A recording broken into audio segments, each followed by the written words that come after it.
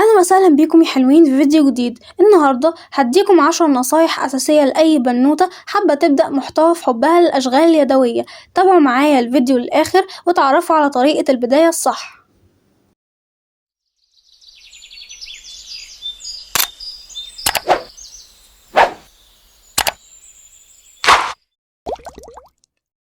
اول حاجه ابدأي بالموجود عندك.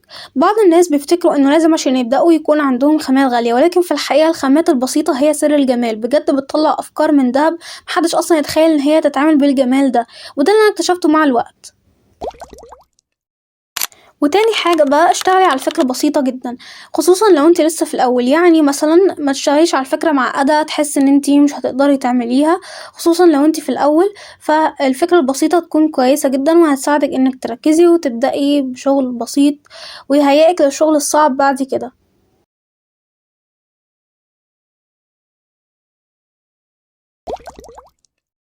وتالت حاجة هي الإضاءة مهمة جدا، وهي اللي بتبين الأفكار، خصوصا مثلا لو الفكرة فيها لمعة أو جليتر فالإضاءة بتبينه كويس جدا.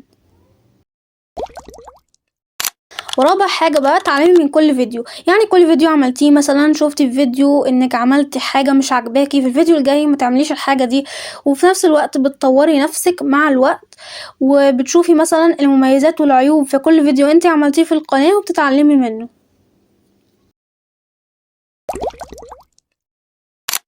خامس حاجة خلي عندك ركن مخصص للتصوير. يعني انا مثلا بصور على المكتب، وطبعا استخدمي الموبايل عادي جدا في التصوير، يعني مش لازم كاميرا خالص. انا اصلا بستخدم موبايل او تابلت. وطبعا بنعدل الإضاءة وبتصوري عادي جدا جدا وبتطلع نتيجة بجد حلوة وبسيطة. سادس حاجة اختاري ألوانك في كل حاجة، في البروفايل والبانر وحتى الصورة المصغرة والأفكار. كل ده بيبين الهوية بتاعتك للمتابعين، يخليهم يعرفوكي أكتر كمان.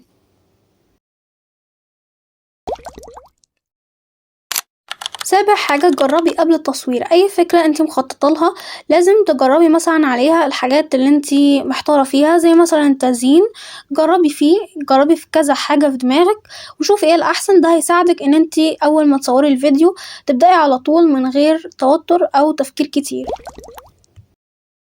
تامن حاجة بقى ما تقارنيش نفسك بحد، ودي اهم حاجة. يعني لو اي مثلا محتوى عجبك حسيتي ان انتي مقصرة في المحتوى، فدي مش حقيقة خالص.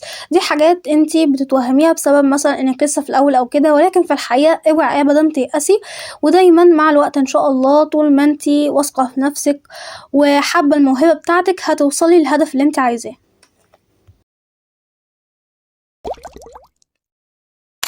تاسع حاجة دايما لازم تتفاعلي مع متابعينك. يعني مثلا اسأليهم في الفيديو او اعملي تعليق على الفيديو تسأليهم عن الفكرة اللي انت تعمليها المرة الجاية.